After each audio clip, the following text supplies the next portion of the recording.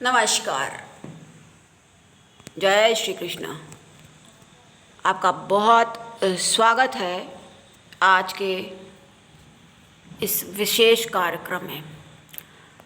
विशेष इसलिए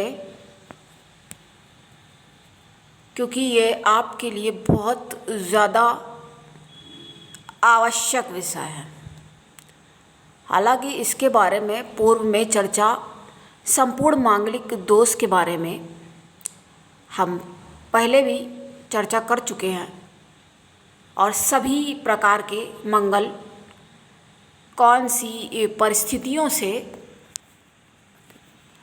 कहने का तात्पर्य यह है कि कैसे कैसे मांगलिक दोष बन सकता है उसके बारे में हम बात कर चुके हैं। तो आज आपको हम बताएंगे जो सबसे भयानक मंगली माना जाता है, सबसे भयंकरतम या खतरनाक और सबसे दुष्कर, सबसे भयंकर मांगलिक दोष कौन सा माना जाता है, आज हम आपको इसके बारे में बताएंगे। देखिए, डराना कोई यहाँ पर, लेकिन सावधान तो करना ज़रूरी है। जब आपको पहले से कोई बात पता रहेगी तो आप क्या करेंगे, क्योंकि सबसे पहली जो मंगली की काट यही होती है, पहला मतलब बचने का और लाभ प्राप्त करने का तरीका यही होता है कि मंगली का विवाह जो है मंगली से ही किया जाए। पर कई बार उचित जानकारी नहीं उपलब्ध होती है लोगों को, तो गलतियां कर बैठते हैं और उसके दुष्परिणाम फिर स्वयं भुगतते हैं। देखिए प्रदर्शकों, अगर किसी के साथ कोई बात हो जाती है, कोई बाधा या कोई दिक्कत तकलीफ़, तो उसको लगता है अरे बताओ हमारे साथ ये हो गया और हम इतने परेशान हो गए और ऐसा क्यों हो गया, ये ना होता, कई तरह की बातें। उसको तो ये लगेगा ना कि हाँ हमारे साथ ऐसा हुआ। लेकिन अब हम लोग एक तो जन्मांक देखते नहीं हैं, कितने सारे, कितनी जानकारी करने के बाद ही किसी नतीजे पे पहुंचते और कुछ बताते हैं। आपको आज हम एक सूत्र बताएंगे, जैसे क्योंकि माना जाता है बृहस्पति गुरु जुपिटर प्लैनेट जो है वो जन्मांक में कहीं ना कहीं तो बैठेंगे ही। अब वो जहाँ बैठे हैं और अगर वहाँ से वो दृष्टि कर रहे हैं मंगल के ऊपर, तो ये क्या हो जाता है तो कहा जाता मंगल जहर। अब जहर का चाहे विष, वही वाली बात हो गई, एक बूंद हो चाहे एक घड़ा भर के हो, एक मटका भर के हो, कहने का तात्पर्य है जरा सा हो या ज़्यादा हो, जहर तो जहर है। तो जो मंगली होगा एक तो बहुत ज़्यादा क्रोधी होगा, अत्यंत क्रोधी होगा, ये तो हम पूर्व में भी बता चुके हैं। लेकिन जो सबसे भयानक मंगली होगा, 5 ही प्रकार से वैसे मंगली बनता है। अगर आपको नहीं पता है तो आप जाके प्लेलिस्ट में देखिए, वहाँ से आपको हर एक संपूर्ण मांगलिक दोष के बारे में परिचर्चा उपलब्ध हो जाएगी और आप अपना स्वयं का भी निरीक्षण कर सकते हैं और उससे लाभ प्राप्त कर सकते हैं। तो हम बात कर रहे थे सबसे भयानक मंगली की। देखिए, सबसे बड़ी बात तो यह है, मंगली वाला व्यक्ति जहर की बात कर रहे थे, थोड़ा सा हो या ज़्यादा हो, लेकिन गुरु की जो दृष्टि है उसमें अमृत है। तो अगर मंगल के ऊपर गुरु की दृष्टि पड़ गई तो क्या हो जाएगा, जी हाँ, ये शुभता प्रदान करने वाला हो जाएगा, शुभता इससे प्राप्त हो जाएगी, यानी कि अच्छा हो जाएगा। मंगली तो है लेकिन वो मंगली उतने अधिक दुष्परिणाम, अब क्रोधी का तो बिल्कुल नहीं होगा, तो वो तो नहीं हो सकता, वो तो बात अनुचित हो जाएगी, क्योंकि मंगली वाला व्यक्ति क्रोध न करे, हो ही नहीं सकता, ऐसा असंभव है, असंभव प्रतीत होता है। किंतु होगा क्या, समझदारी का लक्षण आ जाएगा। क्रोध तो उसको आएगा, क्षणिक होगा, लेकिन बुलबुले जैसा उठा शांत हो गया। दृष्टि किनकी पड़ चुकी है, गुरु महाराज की। गुरु की जहाँ दृष्टि, और गुरु तो फिर ज्ञान, ज्ञान में वृद्धि होगी तो मंगली फिर क्या कर लेगा दोस्त, इसके बारे में हमने आज जाना। आपका समझो अपने आप ही आपके पुण्यों के द्वारा उपाय संभव हो गया, और बाकी मंगल की शांति आप करवा सकते हैं,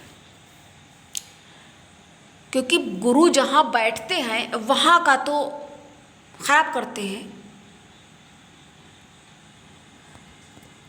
वही वाली बात कहावत वाली हो जाती है, चिराग चले तले अंधेरा। तो उस दोष को जहाँ देख लेते हैं समन कर देते हैं, समाप्त कर देते हैं। अब गुरु का ज्ञान जहाँ प्रकाशित हो गया, उनकी दृष्टि में कोई आ गया, तो उसका सत्कार और उपकार कैसे नहीं करेंगे। तो वहाँ से शुभता प्रदान कर देते हैं। अब हम सबसे भयानक की बात कर रहे थे। देखिए, ये दो प्रकार से बनता है। दो मंगली ऐसे माने जाते हैं, कौन कौन से वो हम आपको बताते हैं आगे। दो ही ऐसे होते हैं जो इतने कठिन, इतने खराब और बहुत ही ज़्यादा, ऐसे व्यक्ति को जो लाइफ पार्टनर मिलेगा, उसका जीवन साथी जो होगा, वो उसको पैसे रुपए के लिए, अगर कोई लड़की के किसी महिला के जन्मांक में बन गया है ये मंगलिक दोष, तो कौन से स्थान पे, 7वें और 8वें स्थान पे, जिसमें से अष्टम स्थान का जो मंगली है सबसे ज़्यादा भयंकर माना जाता है। बहुत अत्यंत क्रोधी ऐसा जातक या जातिका, अगर कोई महिला के जन्मांक में है तो वो जातिका बहुत भयानक क्रोध में आ जाने वाली होगी, और क्रोध की अवस्था में उसका अपने आप से कोई काबू नहीं रहेगा। बेकाबू जैसे हो जाने वाले लोग होते हैं ये।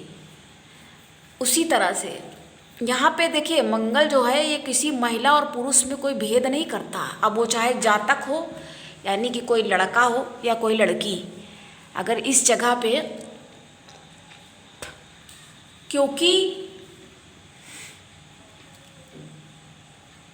ये वैसे भी मृत्यु का स्थान माना गया।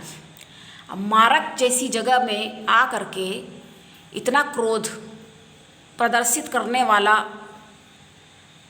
क्योंकि साहस का ही काम है, तो दुस्साहसी जैसा व्यक्ति बन जाता है। किसी के साथ भी पंगे लेने में पीछे नहीं रह सकता।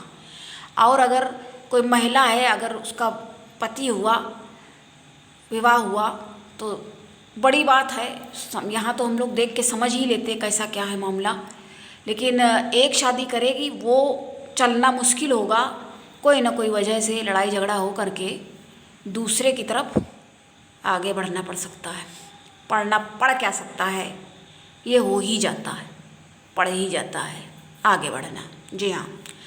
और अगर महिला होगी तो हमेशा उसका आदमी उसको शक की दृष्टि से, संदेहास्पद उसको लगेगा उसका चरित्र। पूरे टाइम निगरानी जैसी खुद ना कर सके तो किसी अन्य को कह देगा, जरा देखना घर पे है, तो किसी को, किसी मित्र को या किसी को भी, अपनी बहन को भेज सकता है, माँ से कह सकता है कि जरा देखना क्या कर रही है। निगरानी जैसी आजकल देखिए फ़ोन मोबाइल का वो है, तो चुपचाप सास से ही बोल दिया, पति ने बोल दिया सास से कि ज़रा बहू को देखना किससे बात कर रही, कहाँ बातें कर रही है। तो कुल मिला के इतना संदिग्ध जैसा, और चाहे वो कितने दूध के धुले ही क्यों ना हो, तब भी वो ऐसा ज़रूर करेगा। पहली बात तो दूध के धुला मतलब इतना अच्छा होना, क्योंकि वैसे भी इसका क्रोध इतना है। तो और फिर इस तरह से और भी अनेक बुराइयाँ, जब देखिए कई बुराइयाँ कुछ किसी में हैं तो ऐसा लगने लगता है जब इतनी बुराइयाँ इसमें हैं तो और भी बुराइयाँ होंगी, ऐसे हो जाता ना, अंदाज़ा लगने लगता है। तो अंदाज़ा लगाने वाले होंगे।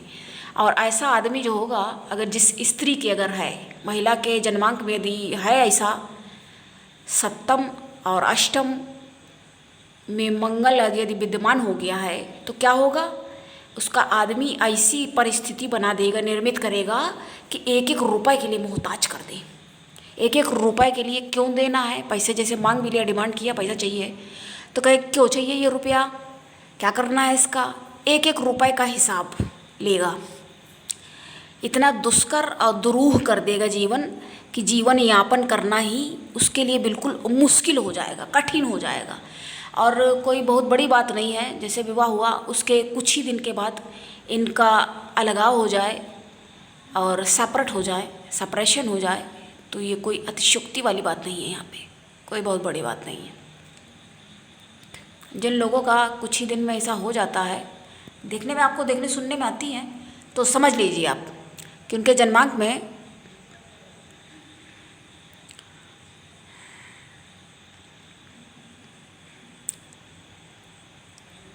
ऐसी ही परिस्थितियाँ होंगी, पाई जाती होंगी। तो आज हमने आपको बताया कि सप्तम और अष्टम, इसमें से अष्टम वाला तो बहुत ही भयानक और बहुत ही खतरनाक माना जाता है। सप्तम भी कुछ कम नहीं है, खुद को जैसा द्रोह वाला, क्योंकि ये कहाँ कहाँ से दृष्टिपात कर रहा है ये भी तो देखना पड़ेगा ना। स्वयं पर भी दृष्टि पड़ रही है और अष्टम वाले की परिवार पे भी दृष्टि करे है, तो परिवार में किसी न किसी कलेश का निर्माण होता ही रहेगा। प्रतिदिन प्रतिदिन कलेश का निर्माण हो रहा है, तो शांति तो वैसे ही भंग हो गई, या मानसिक शांति भंग हो गई, तो वही बात हो गई, कैसे क्या किया जाए। तो आज हमने आपको, अभी तक देखिए हमने इतना बोला नहीं था खुल के, तो इस तरह से मंगली वाले लोग जो होते हैं, जातक और जातिका, महिला हो या पुरुष, कोई भेदभाव यहाँ नहीं रहता है। मंगली के लिए वो दुष्परिणाम जिसको देना है तो वो देगा ज़रूर, ये नहीं देखेगा ये लेडीज़ फर्स्ट, ये तो ऐसे ही मानने बोलने वाली बातें हो गई हैं। कैसी कैसी परिस्थितियों का व्यक्ति को अपने जीवन में दर्शन करना पड़ता है, क्या क्या झेलना और सहना पड़ जाता है, किसी को क्या पता रहता है ऐसा हो जाएगा या ऐसा होगा।